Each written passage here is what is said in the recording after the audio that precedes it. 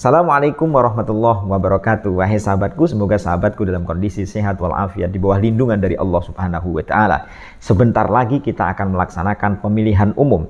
Maka dalam konteks pemilihan umum ini beberapa hal yang harus kita perhatikan. Yang pertama adalah bahwa siapa pemimpin kita itu adalah gambaran siapa yang dipimpin. Karena yang dipimpin itu akan memilih pemimpinnya. Jadi kalau misalnya ada pemimpin yang cerdas, itu menunjukkan bahwa yang dipimpin adalah orang yang cerdas. Karena orang yang cerdas akan memilih pemimpin yang cerdas. Orang-orang yang berintegritas itu pasti akan memilih pemimpin yang berintegritas.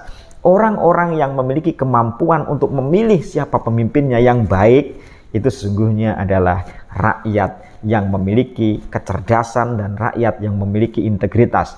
Jadi siapa pemimpin itu adalah gambaran dari rakyat yang dipimpin.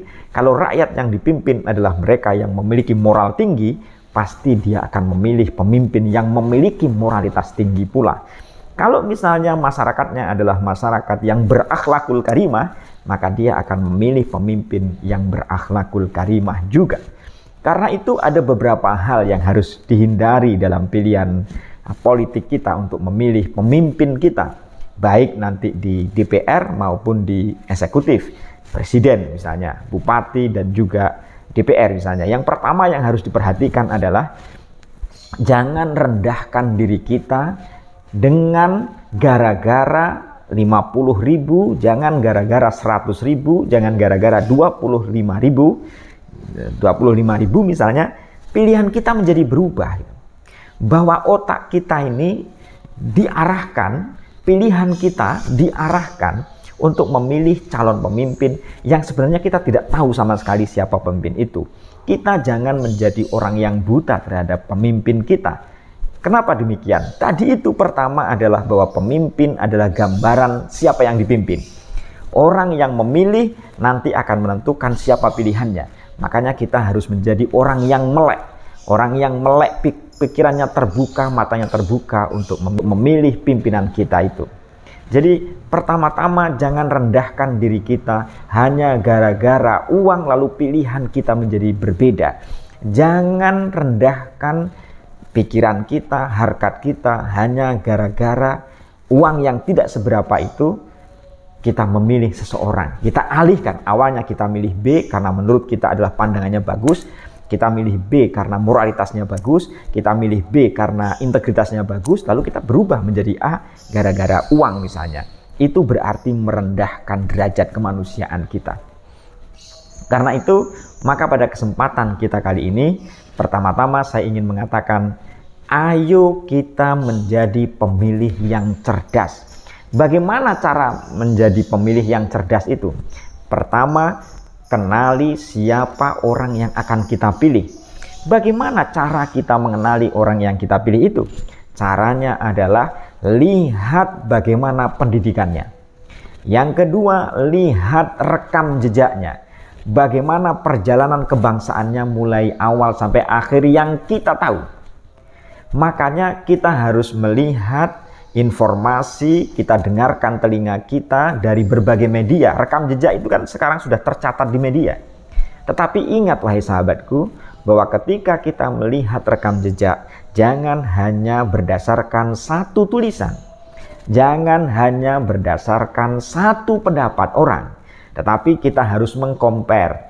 Kita harus mengkomparasikan antara pendapat orang, mengkomparasikan berbagai tulisan untuk kemudian kita simpulkan serta kita mencari datanya gitu.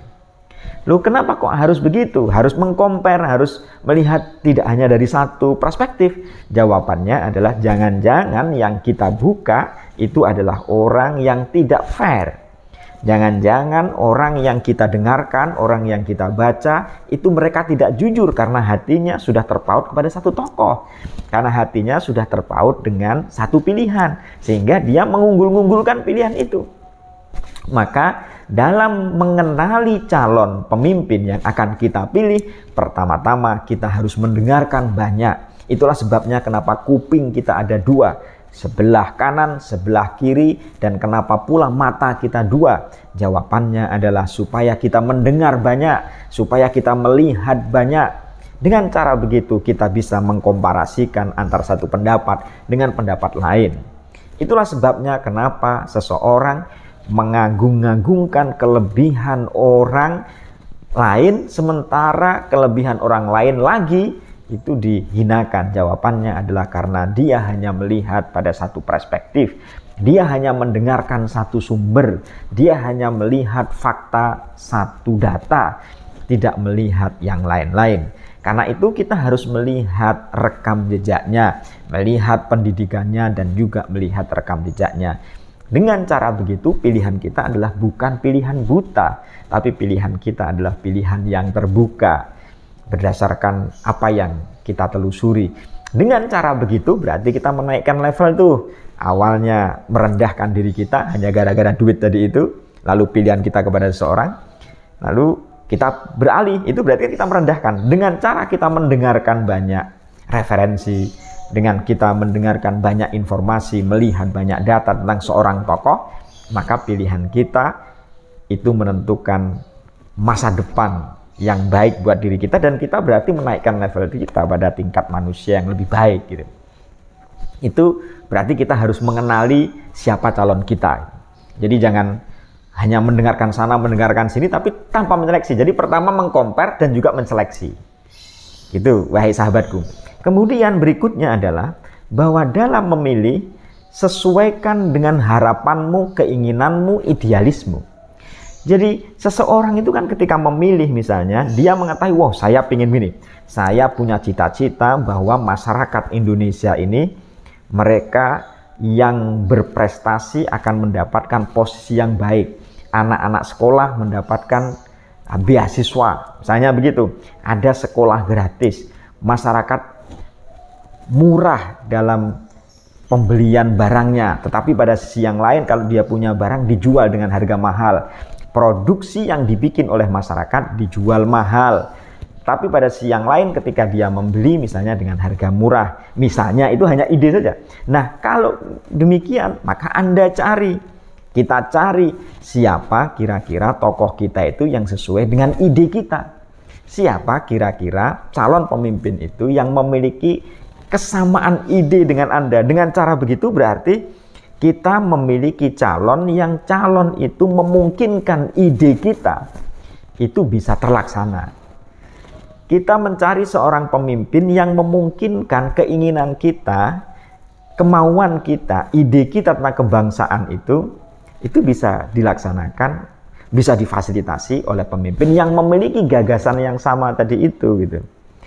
Sehingga di samping pertama-tama kita mendengarkan banyak informasi, melihat data, melihat rekam jejak pemimpin itu, pada sisi yang lain kita juga mencari apakah seorang pemimpin itu memungkinkan gagasan kita, kesamaan ide kita, kesamaan harapan kita di masa depan itu bisa terlaksana atau tidak, bisa difasilitasi atau tidak. Dengan cara begitu berarti kita memilih pemimpin tidak hanya sekedar buta. Kita tidak tahu, karena kan banyak orang, ini kan namanya pesta demokrasi. Ya pesta kita ya pada hari ini, setelah itu kita acuh tak acuh, setelah itu kita tidak akan melihat apapun, karena yang mereka berkuasa, mereka akan mengurusi dia sendiri, kita juga akan seperti ini aja. Loh, jangan begitu, bahwa pilihan itu menentukan terhadap masa depan bangsa. Coba lihat, wahai sahabatku, banyak negara-negara yang awalnya besar kemudian pecah-pecah, mereka tercerai-berai. Tapi Indonesia ini, wahai sahabatku, luar biasa, negara besar tapi masyarakatnya rukun, masyarakatnya damai, perlu kita jaga. Karena itu maka kita tidak boleh golput, kita tidak boleh memutuskan udahlah saya tak apatis saja, saya tidak usah memilih karena semuanya tidak bisa dipercaya. Jangan begitu, karena pilihan kita menentukan terhadap nasib negara kita, nasib bangsa kita ini. Jadi sebagai kata-kata terakhir, ingat, siapa pemimpin kita menunjukkan siapa kita. Kita yang memiliki moralitas akan memilih pemimpin yang memiliki moralitas. Kita, masyarakat yang cerdas, akan memilih pemimpin yang cerdas. Ikuti rekam jejaknya, kita mendengarkan banyak informasi, tidak hanya satu. Kita lihat data tentang seorang tokoh, lalu kita pilih pemimpin yang pilihan, ide, visi, kemudian misi dari pemimpin itu sesuai dengan apa yang kita harapkan. Setelah itu datang ke tempat coblosan, kita coblos mereka, kita pilih mereka, sehingga kita akan mendapatkan pemimpin sesuai dengan karakter masyarakatnya. Demikian, semoga bermanfaat. Assalamualaikum warahmatullahi wabarakatuh.